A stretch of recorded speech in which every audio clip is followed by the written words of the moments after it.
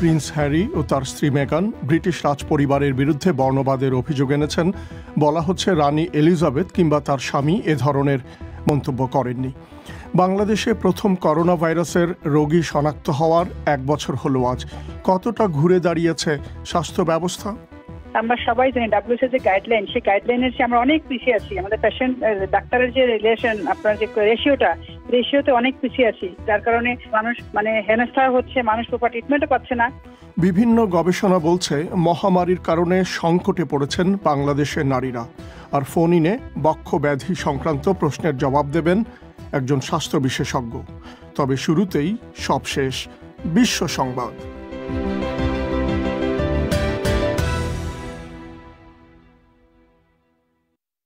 BBC Bangla বিশ্ব সংবাদ পড়ছি পুলক গুপ্ত।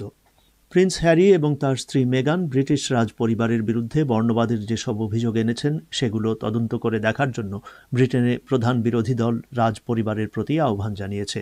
যুক্তরাষ্ট্রের একটি টেলিভিশনে দেয়া নাটকীয় এক সাক্ষাৎকারে ডিউক এবং ডাচেস অব সাসেক্স বলেন, তাদের প্রথম সন্তানের গায়ের রং কতটা কালো হতে পারে তা নিয়েও রাজপরিবারের একজন সদস্য উদ্বেগ প্রকাশ করেছিলেন। যিনি সাক্ষাৎকার নিয়েছেন সেই অপরা উইনফ্রি বলেছেন, সেই ব্যক্তি রানী এলিজাবেথ কিংবা তার স্বামী প্রিন্স ফিলিপ নন। সাক্ষাৎকারে মেগান বলেছেন, পরিস্থিতি এমন পর্যায়ে চলে গিয়েছিল যে তিনি আত্মহত্যার কথাও চিন্তা করেছিলেন। যুক্তরাষ্ট্রের পুলিশের হাতে নিহত এক ব্যক্তি জর্জ ফ্লয়েড নিহত হবার ঘটনার বিচারের প্রক্রিয়া শুরু হয়েছে। এই বিচারকে দেশটির ইতিহাসে অত্যন্ত তাৎপর্যপূর্ণ এক ঘটনা বলে উল্লেখ করা হচ্ছে। মিস্টার ফ্লয়েডের সমর্থকরা হেনিপিন কাউন্টির একটি অফিসের সামনে জড়ো হয়েছেন, যেখানে শ্বেতাঙ্গ পুলিশ অফিসার ডেরেক চভিনের বিচারের জন্য বিচারক মণ্ডলী নির্ধারণ করা হবে। তার মৃত্যুর প্রতিবাদে যুক্তরাষ্ট্রের বিভিন্ন শহরে সহিংসতা ছড়িয়ে পড়ে। সেনেগালে বুধবার থেকে আটক বিরোধী নেতা ওসমান সনকোর বিরুদ্ধে ধর্ষণের অভিযোগ আনা হয়েছে এবং রাজধানী ডাকারের একটি আদালত তাকে জামিনে মুক্তি দিয়েছে। এ সময় আদালতে তার কয়েকশো সমর্থকের সঙ্গে নিরাপত্তা বাহিনীর সংঘর্ষ হয়। তারা বলছে, রাজনৈতিক উদ্দেশ্যে তাদের নেতার বিরুদ্ধে এই অভিযোগ আনা হয়েছে। মিস্টার সনকো সেনেগালের তরুণ প্রজন্মের কাছে জনপ্রিয় একজন রাজনীতিক। আফগানিস্তানে সংবাদ মাধ্যমের উপরে নজর রাখে এমন একটি প্রতিষ্ঠান বলছে, গত 6 মাসে নিরাপত্তা ঝুঁকির কারণে 300-রও বেশি নারী সাংবাদিক ও মিডিয়াকর্মী তাদের চাকরি ছেড়ে দিয়েছেন। জার্নালিস্টস সেফটি কমিটির দেয়া এই সংখ্যা আফগান মিডিয়াতে যত নারী কাজ করে তার প্রায় 1/5। সাম্প্রতিক মাসগুলোতে দেশটিতে মানবাধিকার কর্মী, সাংবাদিক এবং সরকারি কর্মকর্তাদের ওপরে হামলা বেড়ে গিয়েছে। তুরস্কের বৃহত্তম শহর ইস্তাম্বুলে চীনা কনসুলেটের সামনে কয়েকশো উইগুর মুসলিম নারী সিনজিয়াং অঞ্চলে মানবাধিকার লঙ্ঘনের প্রতিবাদে বিক্ষোভ করছেন। তাদের হাতে আছে উইগুর বিচ্ছিন্নতাবাদীদের আকাশি নীল রঙের পতাকা। আন্তর্জাতিক নারী দিবসে আয়োজিত এই বিক্ষোভে তারা মুখে একই রঙের মাস্ক পরেছেন। বিক্ষোভকারী নারীরা সরকারি ক্যাম্পে বন্দী হাজার হাজার উইগুরকে মুক্তি দেওয়ারও দাবি জানান। সিরিয়ার কর্মকর্তারা বলছেন, প্রেসিডেন্ট বাশার আল আসাদ এবং তার স্ত্রী আসমা করোনা ভাইরাসে আক্রান্ত হয়েছেন বলে টেস্টে ধরা পড়েছে। প্রেসিডেন্টের অফিস থেকে বলা হয়, তাদের দুজনের স্বাস্থ্য ভালো আছে এবং বাড়িতে সকলের কাছ থেকে নিজেদের দূরে সরিয়ে রেখে তাদের দায়িত্ব তারা পালন করে যাবেন। সিরিয়াতে গত মাসে করোনা ভাইরাসের সংক্রমণ বেড়ে গিয়েছে। বিবিসি বাংলার পরিক্রমায় আপনাদের স্বাগত জানাচ্ছি, মিজানুর রহমান খান। বাংলাদেশে করোনা ভাইরাস মহামারীর শুরুতে ভেঙে পড়া স্বাস্থ্য ব্যবস্থাকে ঘুরে দাঁড় করানোর চেষ্টায় সরকারের পক্ষ থেকে অতিরিক্ত চিকিৎসক নিয়োগ করা সহ নানা পদক্ষেপের কথা বলা হচ্ছে। সাধারণ মানুষের অনেকেই অভিযোগ করেছেন, হাসপাতালে চিকিৎসা সেবা পেতে সমস্যা থেকে তারা এখনও মুক্তি পাননি। বিশেষজ্ঞরা বলছেন, করোনা ভাইরাস দেশটির চিকিৎসা সেবার ভঙ্গুর অবস্থাকে তুলে ধরেছে এবং পরিস্থিতি সামাল দিতে জরুরি ভিত্তিতে কিছু পদক্ষেপ নেওয়া হয়েছে। এসব কতটা টেকসই তা নিয়ে তাদের সন্দেহ আছে। ঠিক 1 বছর আগে আজকের দিনে বাংলাদেশে প্রথম করোনা ভাইরাসের রোগী শনাক্ত করা হয়েছিল। ঢাকা থেকে আরও জানাচ্ছেন কাদির কল্লোল। দেশে 1 বছর আগে করোনাভাইরাস সংক্রমণ শুরুর সময়টাতে স্বাস্থ্য খাতের দৈন্য চেহারা ফুটে উঠেছিল। ঢাকার মিরপুর এলাকা থেকে আনিসুল ইসলাম নামের একজন যুবক জানিয়েছেন, গত বছরের মার্চ মাসে তার পিতা করোনাভাইরাসে আক্রান্ত হয়ে গুরুতর অসুস্থ হয়ে পড়লে তাকে নিয়ে হাসপাতালে ঘুরেও ভর্তি করাতে পারেননি। শেষ পর্যন্ত প্রভাব খাটিয়ে একটি সরকারি হাসপাতালে ভর্তি করিয়েছিলেন, কিন্তু যথাযথ চিকিৎসা তার পিতা পায়নি বলে তার অভিযোগ রয়েছে। কর্মকর্তারা দাবি করেছেন, এক বছরে সরকারি বেসরকারি হাসপাতালের চিকিৎসা সেবা অনেকটা স্বাভাবিক হয়ে এসেছে।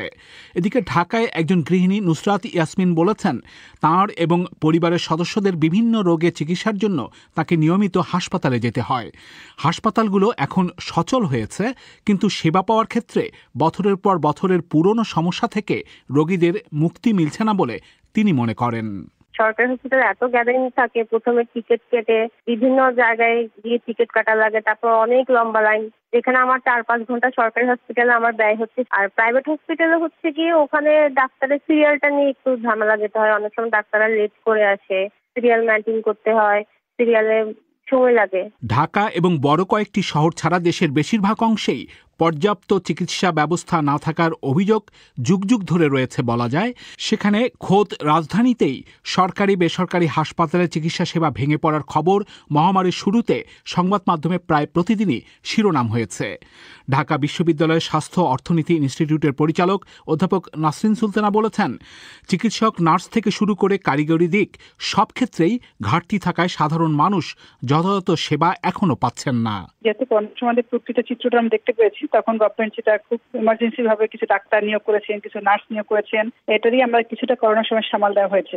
আমরা সবাই জানি WHO যে গাইডলাইন, সেই গাইডলাইনের চেয়ে আমরা অনেক পিছিয়ে আছি। আমাদের পেশেন্ট ডাক্তারের যে রিলেশন, আপনার যে রেশিওতে অনেক পিছিয়ে আছি, যার কারণে নানান ধরনের প্রবলেম হচ্ছে। মানুষ হেনস্থা হচ্ছে, মানুষ প্রপার ট্রিটমেন্টও পাচ্ছে না। করোনা ভাইরাস মহামারী সামলাতে বিশেষ BCS পরীক্ষার মাধ্যমে চিকিৎসক নিয়োগ করা সহ জরুরি ভিত্তিতে বিভিন্ন ব্যবস্থা নেওয়া হয়েছিল।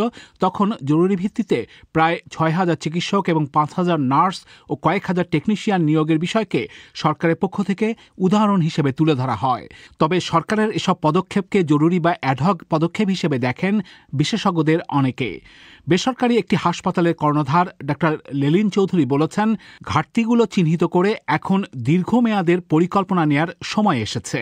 চিকিৎসা ব্যবস্থার তো অনেকগুলো অংশ, এর মধ্যে রোগী দেখা, প্যাথোলজি এবং ডায়াগনোসিস রিলেটেড ব্যাপার, ক্লিনিক্যাল এবং টেকনিশিয়ান, নার্সের যে সবগুলো যে দক্ষ জনবলের সমন্বয়ে যে টিম গড়তে হয়, সেই টিমের বিভিন্ন জনবলের ক্ষেত্রে আমাদের ঘাটতি রয়েছে। স্বাস্থ্য মন্ত্রণালয়ের সচিব মোহাম্মদ আব্দুল মান্নান বলেছেন, সংকট থেকে স্বাস্থ্য খাত ঘুরে দাঁড়িয়ে করোনা পরিস্থিতি মোকাবেলা করেছে। এখন সরকার গুরুত্ব দিয়ে দীর্ঘমেয়াদের পরিকল্পনা নিচ্ছে বলে তিনি উল্লেখ করেন। এই কোভিড সিচুয়েশন কিন্তু সরকারকে নানাভাবে এবং দেশের মানুষকে অনেকগুলো জায়গাতে কাজ করার জন্য চোখে আঙ্গুল দিয়ে কিন্তু দেখিয়ে দিয়েছে। এই কাজগুলো আমরা ডাক্তার একটা শর্ট BCS এর মাধ্যমে আমরা নিয়েছি, এবং এই যে কাজগুলো করতে হচ্ছে, যেগুলো আগামী 10 বছরে হতো কিনা সন্দেহ আছে, এগুলো কিন্তু আমরা করেছি এই গত 1 বছরে। আমরা বলছি যে এরপরও এটা শেষ না। আমরা অনেকগুলো জায়গাতে কাজ করতে গিয়ে আমরা দেখেছি যে এই জায়গাগুলোতে পার্মানেন্টলি করতে হবে, দীর্ঘস্থায়ী কি ব্যবস্থা করা যায় সেদিকেও কিন্তু আমাদের অনেকগুলো পলিসি আমরা নিচ্ছি। আর মানুষ যে বিদেশে চিকিৎসার জন্য যাওয়ার যে ট্রেন্ড, এগুলোকে আমরা রিডিউস করতে চাই। আমরা খুব সিরিয়াসলি কাজ করার একটা কতগুলো স্টেপ আমরা গ্রহণ করেছি। তিনি দাবি করেছেন, এখন উপজেলা পর্যায় পর্যন্ত চিকিৎসা সেবার মান বাড়ানোর বিষয়ে তারা গুরুত্ব দিচ্ছেন, কিন্তু বিশেষজ্ঞরা বলেছেন পরিকল্পনা কাগজে কলমে না রেখে তা বাস্তবায়নের দিকে নজর দেওয়া উচিত। এ ছিল ঢাকা থেকে পাঠানো কাদির কল্লোলের প্রতিবেদন। বাংলাদেশে করোনা ভাইরাসের মহামারীর কারণে গুরুতর সংকটে পড়েছেন নারীরা। বেশ কয়েকটি গবেষণা প্রতিবেদন বলছে, কর্মসংস্থান কমে যাওয়া, স্বাস্থ্যসেবা না পাওয়া, পারিবারিক নির্যাতন এবং ধর্ষণের হার অনেক বেড়েছে এই সময়ে। নারীদের নিয়ে যারা কাজ করছেন তারা বলছেন, নারীদের করোনাকালীন যে ক্ষতি হয়েছে সেই ক্ষতি পুষিয়ে উঠতে নারীদের জন্য এখন পৃথক কমিশন গঠন করতে হবে। ঢাকা থেকে ফারহানা পারভিন। 2020 সালের 8 মার্চ যেদিন আনুষ্ঠানিকভাবে বাংলাদেশে করোনা ভাইরাসে আক্রান্ত রোগীর ঘোষণা দেওয়া হয়, সেদিনটি ছিল আন্তর্জাতিক নারী দিবস। করোনা সংক্রমণের 1 বছর পর আজ করোনাকালে নারী নেতৃত্ব গড়বে নতুন সমতার বিশ্ব, এই প্রতিপাদ্য নিয়ে আন্তর্জাতিক নারী দিবস পালন করা হচ্ছে। তবে কয়েকটি আন্তর্জাতিক সংস্থা গত 1 বছরে নারীরা কিভাবে ক্ষতিগ্রস্ত হয়েছে তার চিত্র তুলে ধরে প্রতিবেদন প্রকাশ করেছে বিভিন্ন সময়ে। নারী অধিকার কর্মীরা বলছেন, নারীরা পুরুষদের চেয়ে এই সময়টাতে জীবিকার ক্ষেত্রে সবচেয়ে বেশি ক্ষতিগ্রস্ত হয়েছে। মানবাধিকার কর্মী শিপা হাফিজা বলছিলেন, যেসব নারীরা অনানুষ্ঠানিক খাতে কাজ করতেন তাদেরই সবচেয়ে বেশি ক্ষতি হয়েছে। অধিকাংশ নারীরা ক্ষতিগ্রস্ত হয়েছেন। বিভিন্ন স্টাডিতে এসছে নারীদের যেহেতু ইনফর্মাল বিজনেস গুলা বেশি, তাদের হয়তো অনেকেরই ন্যাশনাল আইডি কার্ড নাই কিংবা একটা ঠিকানা নাই, যার ফলে যে সাহায্য সহযোগিতা রাষ্ট্রের কাছ থেকে দেয়া হচ্ছে এই সহযোগিতাগুলো কিন্তু তাদের হাতে যাচ্ছে না। এই যে নারী, এরা কিন্তু সহজে ব্যাংকে গিয়ে সাহায্য নিতে পারেন না। জাতিসংঘের ইউএনএফপিএ ও ইউএন উইমেনের জরিপে দেখা গেছে প্রাতিষ্ঠানিক খাতে ৮১% নারীর কাজের সুযোগ কমে গেছে।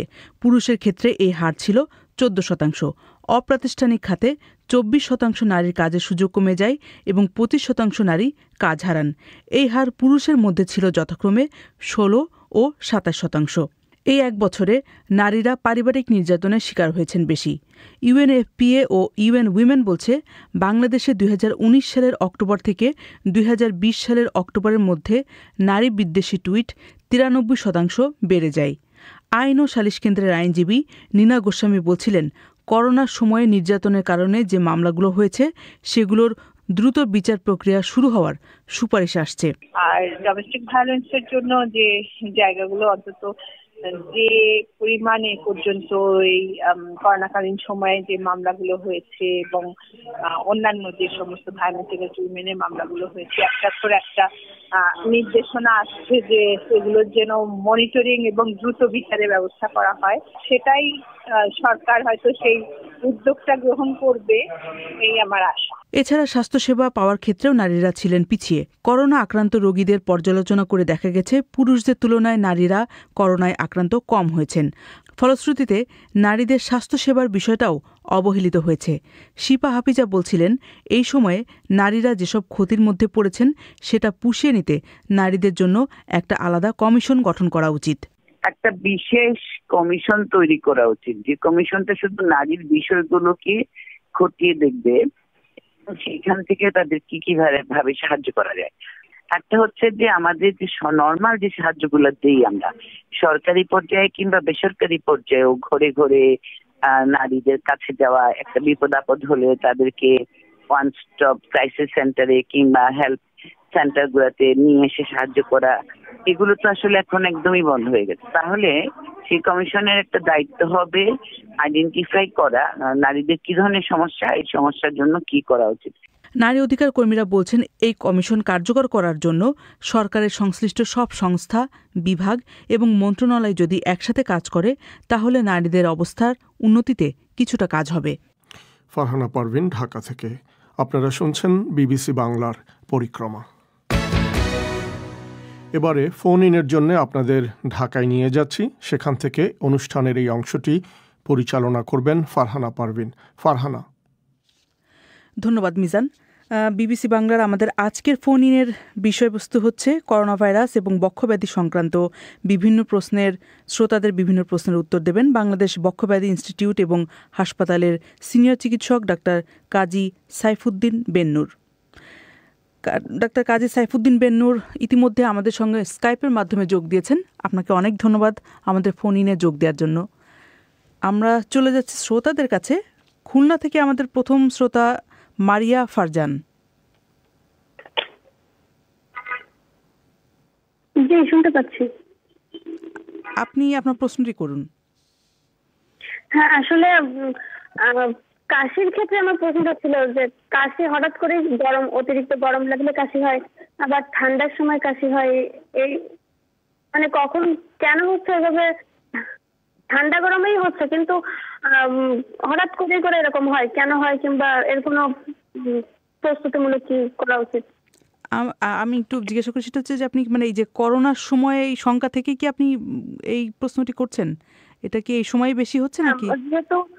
যেহেতু যাদের কাশি কিংবা অ্যাজমা টাইপ আছে তাদের সমস্যা হতে পারে, কিংবা বুঝতে পারছি। আপনি অনেক ধন্যবাদ, আপনি লাইনে থাকুন। আপনাকে আমাদের বিশেষজ্ঞ ডাক্তার যিনি রয়েছেন তিনি হয়তো আরো কিছু জানতে চাইতে পারেন। মিস্টার বেন্নুর। জি, আপনি যে কথাটা বলেছেন আমি ধরে নিচ্ছি যে আপনার শ্বাসকষ্ট বা কাশির সমস্যাটা আগে থেকেই আছে, কিন্তু আপনার ঋতু পরিবর্তনের সময় এটা প্রায়শই বেড়ে যায়, অর্থাৎ ঠান্ডা থেকে গরমে বা গরম থেকে ঠান্ডায় গেলে এটা বেড়ে যায়। এটার কি কারণ বা এটার প্রতিকার? এটার বিষয়টা খুব স্পষ্টই যে যাদের একটু অ্যাজমা বা অ্যালার্জির সমস্যা আছে তাদের ঋতু পরিবর্তনে এই সমস্যাটা হয়ে থাকে। তার পিছনে অনেকগুলো কারণ আছে। একটা হচ্ছে যে এই তাপমাত্রার যে তারতম্য সেটা, দ্বিতীয়ত হচ্ছে ঋতু পরিবর্তনের সময় অনেক সময় দেখা যায় ধুলোবালি বেড়ে যায়, অনেক সময় এই যে ফুলের রেণু বা এই ধরনের জিনিসগুলো বেড়ে যায়, এই কারণে হয়ে থাকে। এই সময়টা আমরা যেটা বলে থাকি যে আপনার যদি মূল অ্যাজমা বা অ্যালার্জির সমস্যা থেকে থাকে সেটার জন্য যে চিকিৎসা, সেই চিকিৎসাটা পূর্ণ মাত্রায় করতে হবে, কোনো গাফিলতি দেওয়া যাবে না। এবং প্রয়োজনে এই সময় যেটা আমরা বলে থাকি যে সালবুটামল জাতীয় ইনহেলার অতিরিক্ত কাশি বা শ্বাসকষ্ট হলে ব্যবহার করার জন্য প্রয়োজনে সেটিকে সাথে যোগ করতে হবে। তাও যদি উপকার না হয় সেক্ষেত্রে একজন চিকিৎসকের পরামর্শ নেবেন, তিনি হয়তো আপনাকে অ্যান্টিহিস্টামিন বা এই জাতীয় ওষুধ দিয়ে সহায়তা করবেন। আপনাদের দুজনকে অনেক ধন্যবাদ। ঢাকা থেকে আমাদের পরের শ্রোতা আব্দুল সেলিম ভুইয়া। জি বলছি। বলুন মিস্টার ভুইয়া, আপনার প্রশ্নটি করুন। আমার বয়স 60 বছর। আমি নভেম্বরের 26 তারিখে করোনা এফেক্টেড হই, দেন আমি সুস্থ হই। সুস্থ হওয়ার পরবর্তীতে আমি কিছু পরীক্ষা নিরীক্ষা করাই, সেখানে আমার হার্টে একটু এনলার্জ দেখা যায়। পরবর্তীতে আমি ইকো করাই, কিন্তু ইকোর রিপোর্ট ভালো আসে। বাট আমার বিগত প্রায় 1 মাস যাবৎ আমার মাঝে মধ্যে পিঠের কোমরের উপর থেকে ডান দিকে প্রচন্ড পেইন হয়ে, পেইনটা উপর দিকে বুকের ডান দিকে নিচের অংশ পর্যন্ত এসে পেইনটা ধরে থাকে, বেশ 3-4 মিনিট পেইনটা ধরে থাকে, তারপর আস্তে আস্তে এটা রিডিউস হয়। আমার জিজ্ঞাসা হলো এটা কি কোনো রোগ সংক্রান্ত কোনো পেইন কিনা? অনেক ধন্যবাদ আপনাকে। মিস্টার বেনুর, যে আপনি, আপনার কাছে একটা জিনিস জানতে চাচ্ছি যে আপনি কি সিটি স্ক্যান অর্থাৎ বুকের যে মানে চেস্টের সিটি স্ক্যান সেটা কি করানো হয়েছে আপনার করোনা পরে, করোনা থেকে মুক্ত হওয়ার পরে? জি না ডাক্তার। কারণ হলো আমার কোনো শ্বাসকষ্ট হয়নি করোনাকালীন। আমি মোটামুটি ওই দিক থেকে বেশ ভালো ছিলাম। আচ্ছা, ঠিক আছে। এক্ষেত্রে যেটা বুঝতে পারছি একটা হচ্ছে যে আপনার হার্টটা একটু এনলার্জ পাওয়া গেছে। এখন একটা হতে পারে যে এটা করোনার আগেও হয়তো আপনার যেহেতু 60 বছর বয়স, আগেও হয়তো এটা একটু এনলার্জির দিকে গিয়ে থাকতে পারে, অথবা আরেকটা হয়ে থাকে যে করোনার পরবর্তীতে আমরা কার্ডিওমায়োপ্যাথি বা এই ধরনের হার্টের একটু ফুলে যাওয়ার একটা লক্ষণ আমরা অনেক ক্ষেত্রে পেয়ে থাকি। সেক্ষেত্রে একজন কার্ডিওলজিস্টের পরামর্শ আপনাকে অবশ্যই নিতে হবে। আর যে ব্যথাটার কথা বলছেন, যদিও আপনি বলছেন আপনার শ্বাসকষ্ট বা ওইদিকে আপনার অতটা সমস্যা ছিল না, তারপরে আমার পরামর্শ হবে যে আপনি একটি HRCT, high resolution CT scan করবেন। কারণ অনেক ক্ষেত্রেই দেখা যাচ্ছে যে পোস্ট করোনা এফেক্টটা লাংসে হচ্ছে, ফাইব্রোসিস ধরনের একটা সমস্যা হচ্ছে, যার ফলে এই ধরনের শ্বাসকষ্ট বা এই যে ব্যথা, এই ধরনের চাপ এগুলো হচ্ছে। এটি দেখাটা খুবই জরুরি এবং সেই অনুসারে আপনার চিকিৎসাটা করার প্রয়োজন হবে। ধন্যবাদ মিস্টার ভুইয়া এবং মিস্টার বেনুর। আমাদের পরের শ্রোতা দীপা দেবনাথ, খুলনা থেকে। হ্যালো, শুনতে পাচ্ছি আপনাকে। দীপা দেবনাথ, আপনি কথা বলুন। হ্যাঁ, আমার প্রশ্নটা ছিল যাদের অস্বাভাবিক হৃদস্পন্দন বা অ্যারিথমিয়া বা হার্ট দুর্বল, এদের ক্ষেত্রে করোনা আক্রান্ত হওয়ার ঝুঁকিটা কতটুকু, বা এই অ্যারিথমিয়া রোগীদের জন্য কি কি প্রতিরোধমূলক ব্যবস্থা আগে থেকে গ্রহণ করা যায় যাতে করোনাতে আক্রান্ত না হয়? মিস্টার বেনুর, আপনি বুঝতে পেরেছেন নিশ্চয়ই? হ্যাঁ, আমি বুঝতে পেরেছি। তবে প্রথম কথা হচ্ছে আমি আসলে হৃদরোগ বিশেষজ্ঞ না, আমি বক্ষব্যাধি বিশেষজ্ঞ। তবুও আপনাকে যেটুকু পরামর্শ আমি দিতে পারি যে প্রথমত হচ্ছে যে যাদের অ্যারিথমিয়া আছে বা অস্বাভাবিক হৃদস্পন্দন আছে, তাদের করোনা আক্রান্ত হওয়ার যে অন্যদের তুলনায় একটা বেশি ঝুঁকি বা কম ঝুঁকি তা নয়, তবে তারা করোনা আক্রান্ত হলে অন্যদের তুলনায় তাদের সমস্যাটা বেড়ে যেতে পারে। তো এই ক্ষেত্রে তাদেরকে বিশেষভাবে সাবধান থাকতে হবে, কোনো অবস্থাতেই যেন তাদের করোনাটা আক্রান্ত না হয়, অন্যদের তুলনায় আরো বেশি সাবধানতা গ্রহণ করতে হবে। এবং যদি হয়েই যায় বা কোনো সমস্যা দেখা দেয় তবে অবশ্যই একজন হৃদরোগ বিশেষজ্ঞ পরামর্শ নিতে হবে। আমাদের পরের শ্রোতা তামান্না সুরাইয়া, ঢাকা থেকে। জি জি, শুনতে পাচ্ছি। বলুন আপনি আপনার প্রশ্নটি করুন। স্যার, এটা তোমার 3টে প্রশ্ন। প্রথম প্রশ্ন হচ্ছে দ্বিতীয় ডোজ যদি আমি না নিতে পারি তো প্রথম ডোজ দ্বারা আমি কতটুকু সুরক্ষিত করোনা ভ্যাকসিনে? তারপরে প্রশ্ন হচ্ছে যে আমি আমার বাম পাশে যদি ব্যথা হয় হার্টে, তাহলে কি আমার বাম হাতও ব্যথা হতে পারে, পুরো বাম সাইড? আর তারপরে এক প্রশ্ন হচ্ছে যে আমার গ্যাসের ব্যথা কি বুকের ডাইন পাশের বাম পাশে দুনো পাশে হতে পারে? এই ধন্যবাদ। ওনার 3টা প্রশ্ন, আপনি প্রথমটি দিয়ে শুরু করুন। হ্যাঁ, প্রথম যেটি আপনি বলেছেন যে আপনি যদি দ্বিতীয় ডোজ না নেন প্রথম ডোজে কতটুকু হতে পারে, আসলে এগুলোর যে ট্রায়াল গুলো হয়েছে সেখানে দেখা গেছে যে আমাদের দেশে যে টিকাটা এসছে তাতে প্রথম ডোজে সর্বোচ্চ 60 থেকে 65% মতো প্রতিরোধ ব্যবস্থা হতে পারে। দ্বিতীয় ডোজ দিলে সেটা 80 বা 90% পর্যন্ত চলে যেতে পারে। আর আপনার তৃতীয় প্রশ্ন যেটা বলেছেন গ্যাসের ব্যথা আপনি ডানে বা বামে কোন দিকে অনুভব করবেন, আসলে গ্যাসের জন্য যে চাপ হয় এটা ব্যথা ঠিক নয়, চাপ অনুভব হয় সেটা সাধারণত বাম দিকে, যেহেতু আমাদের পাকস্থলী ওখানে ওই দিকটাতে বেশি হয়, তবে এটা বুকের যে কোনো দিকেই হতে পারে, পুরো বুকে হতে পারে বা এমনকি ডান দিকেও, শুধু ডান দিকেও হতে পারে। আর মধ্যে যে প্রশ্নটা আপনি করেছেন সেটা আমি বুঝতে পারিনি, এটা আপনি আরেকবার আমাকে করেন। জি, বাম পাশে যদি হার্টের যদি ব্যথা হয় বাম পাশে, সেক্ষেত্রে আবার বাম হাতও কি ব্যথা হবে? বাম পাশে পুরাটাই ব্যথা হবে হাত সহ? হ্যাঁ, এটা জি, হার্টের ব্যথা বলতে যেটা আমরা বুঝি ইসকেমিয়া, অর্থাৎ হার্টের রক্তনালী শুকিয়ে যাওয়ার জন্য যে ব্যথাগুলো হয় সেটা অনেক সময়ই বাম দিকের ঘাড় এবং হাতে এটা চলে যেতে পারে। এবং বাম দিকের ঘাড় বা হাতে ব্যথা হলে অবশ্যই মাথায় রাখতে হবে যে আপনার হৃদরোগের কোনো সম্ভাবনা আছে কিনা, সেটা পরীক্ষা করে দেখতে হবে। ধন্যবাদ আপনাকে। আমাদের পরের শ্রোতা বন্দনা রয়, খুলনা থেকে। হ্যাঁ, বলতেছি যে অনেকের ধারণা যে আসলে এই করোনা টিকা আসলে আতঙ্কের, কিন্তু আতঙ্কে করোনা টিকা নিলে অনেকে সমস্যা হইতে পারে, এটা অনেকে ধারণা করতেছে। এটা কি সঠিক? আর এ থেকে মানুষ কিভাবে কি করবে? মানে একটা আতঙ্ক, সন্দেহ তৈরি হচ্ছে যে করোনা টিকা নেওয়ার পর কি হবে, যে করোনা টিকা নিলে সমস্যা হইতে পারে, এজন্য অনেকে নিচ্ছে না। কিন্তু যারা নিচ্ছে তাদের কি কোনো পরবর্তীতে সমস্যা হতে পারে? আর যারা নেবে না তাদের সমস্যাটা কি? আচ্ছা, বুঝতে পারছি। মিস্টার বেনুর, করোনা টিকা নেওয়ার পরে কি ধরনের পার্শ্ব প্রতিক্রিয়া হতে পারে সেই সম্পর্কে আপনি একটু বলুন।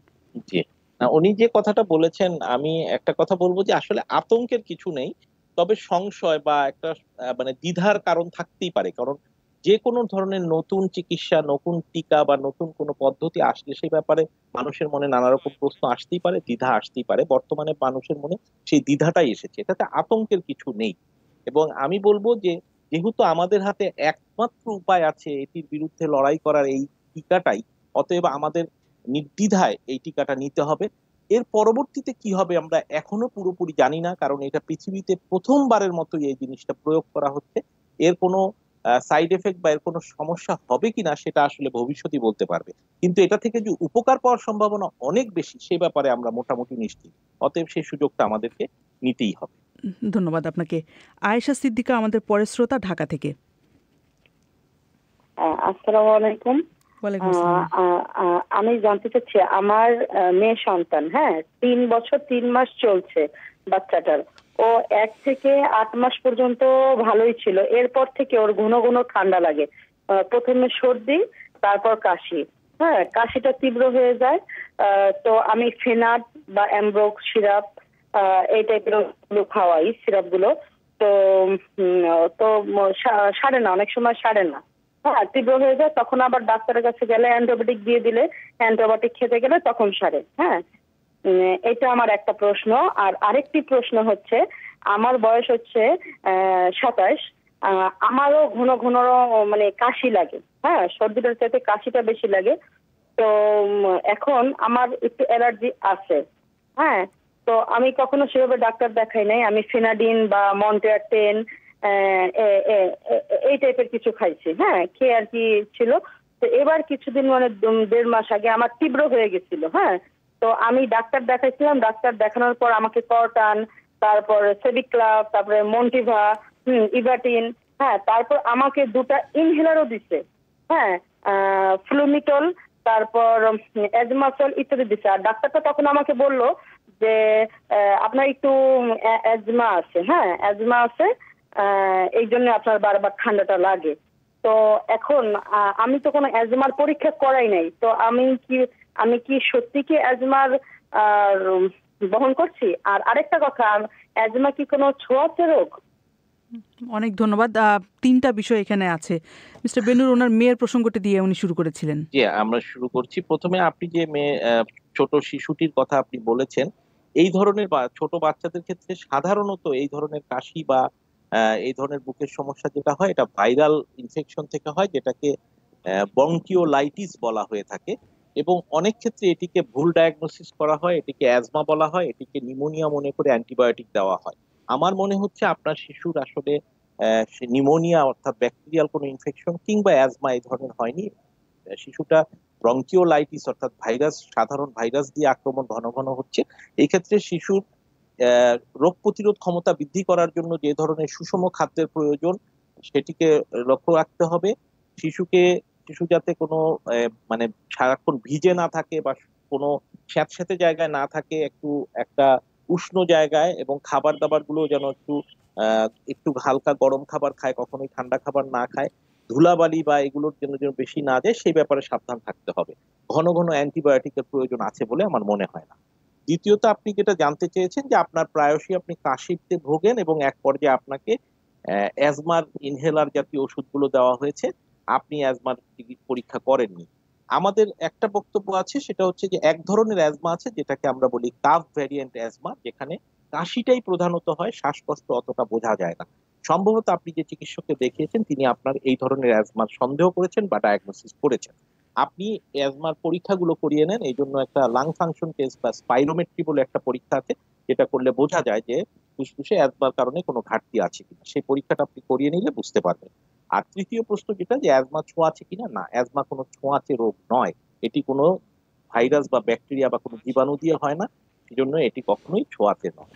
অনেক ধন্যবাদ আপনাকে। আমাদের পরের শ্রোতা বরিশাল থেকে ওহিদুল ইসলাম। হ্যালো, ওহিদুল ইসলাম, শুনতে পাচ্ছি আপনার কথা। আমি বলছিলাম কি, আমি যখন রাত্রে ঘুমাতে যাই তখন মানে বুকের ভিতরে কোন কোন শব্দ হয় এবং শব্দ হয়, এবং ওই মাঝে মধ্যে বুকে একটু জ্বালাপোড়াও করে, এই আর গলার ভিতরে তরল জানি কিরকম একটু জমতে থাকে, এরকম একটু অনুভূতি হয়। আর একটা হলো, আমার মা কোনো মানে যক্ষার লক্ষণ দেখা যায়নি, কিন্তু পরীক্ষায় তার যক্ষা ধরা পড়ছে। আর যক্ষা কি ছোঁয়াচে রোগ? ধন্যবাদ আপনাকে। আমি আপনার শেষ জায়গা থেকে আসি। আপনার মার যক্ষার লক্ষণ নেই, যক্ষা ধরা পড়েছে, কিসে ধরা পড়েছে? এটা কি কফ পরীক্ষাতে যক্ষার জীবাণু পাওয়া গেছে? ওহিদুল ইসলাম, পরীক্ষা করা হয়েছিল এবং এক্সরেও করছে। কফে কি যক্ষার জীবাণু পাওয়া গেছে? জি জি। আচ্ছা, তাহলে আমি আপনার দ্বিতীয় প্রশ্নটার উত্তরই বলি যে কফে যদি যক্ষার জীবাণু পাওয়া যায় থাকে তাহলে এটা সুনিশ্চিত, কারণ এটি হচ্ছে এই পরীক্ষা, এই যক্ষা ধরার গোল্ড স্ট্যান্ডার্ড বা সবচেয়ে সুনিশ্চিত পরীক্ষা। অতএব সেক্ষেত্রে তার লক্ষণ কতটুকু থাকুক বা না থাকুক, তাকে কিন্তু চিকিৎসা দিতেই হবে, অন্যথায় তার ফুসফুস ক্ষতিগ্রস্ত হতে পারে। আর আপনি যেটা বলেছেন যে রাত্রে শুলে আপনার এক ধরনের বাঁশির মতো বা একটা পুনপুন আওয়াজ পান, এটা একটা অ্যাজমার লক্ষণ, এবং অ্যাজমার চিকিৎসা আপনাকে করতে হবে। আগে অ্যাজমা আছে কিনা সেটা বের করতে হবে এবং সেই জন্য প্রয়োজনীয় ইনহেলার জাতীয় ওষুধের মাধ্যমে এই জিনিসটি দূর করতে হবে, না হলে এটি দিনে দিনে বেড়ে যাওয়ার সম্ভাবনা আছে। আর বুক জ্বলার কথা যেটা বলেছেন, সেটা সাধারণত আমরা যেটাকে গ্যাস্ট্রিক বলে থাকি সেই ধরনের সমস্যা থেকে হয়ে থাকে। এই জন্য অ্যান্টাসিড বা রেনিটিডিন এখন পাওয়া যায় না, ওমিপ্রাজল জাতীয় ওষুধ পাওয়া যায়। এই ধরনের ওষুধ খেয়ে এটাকে আপনি কন্ট্রোলে রাখতে পারবেন। অনেক ধন্যবাদ। কথা বলছিলেন ডাক্তার কাজী সাইফুদ্দিন বেন্নুর, তিনি বক্ষব্যাধি ইনস্টিটিউট এবং হাসপাতালের সিনিয়র চিকিৎসক। আমাদের ফোন ইনের অনুষ্ঠান আজকে এখানেই শেষ করতে হচ্ছে। ফিরে যাচ্ছি লন্ডন স্টুডিওতে মিজানুর রহমান খানের কাছে। ধন্যবাদ ফারহানা। ঢাকা স্টুডিও থেকে ফোন ইন পরিচালনা করছিলেন ফারহানা পারভিন। শেষ করার আগে সংবাদ শিরোনাম। প্রিন্স হ্যারি ও তার স্ত্রী মেগান ব্রিটিশ রাজ পরিবারের বিরুদ্ধে বর্ণবাদের অভিযোগ এনেছেন। বলা হচ্ছে রানী এলিজাবেথ কিংবা তার স্বামী প্রিন্স ফিলিপ এ ধরনের কোনো মন্তব্য করেননি। এরই সাথে শেষ করছি আজকের অনুষ্ঠান। আগামীকালের প্রবাহ অধিবেশন শোনার আমন্ত্রণ জানিয়ে বিবিসির লন্ডন স্টুডিও থেকে আমি মিজানুর রহমান খান আজকের মতো এখানেই বিদায় চাইছি। ধন্যবাদ ব্যস্ততার মধ্যেও আমাদের অনুষ্ঠান শোনার জন্যে। ভালো থাকবেন।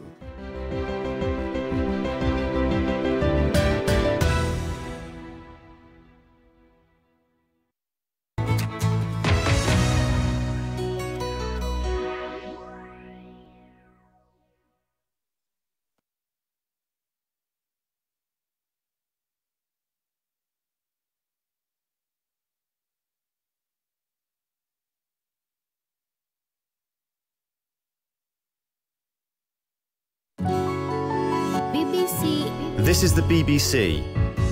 There are no programmes on this channel at present. Details of all our services are at BBC.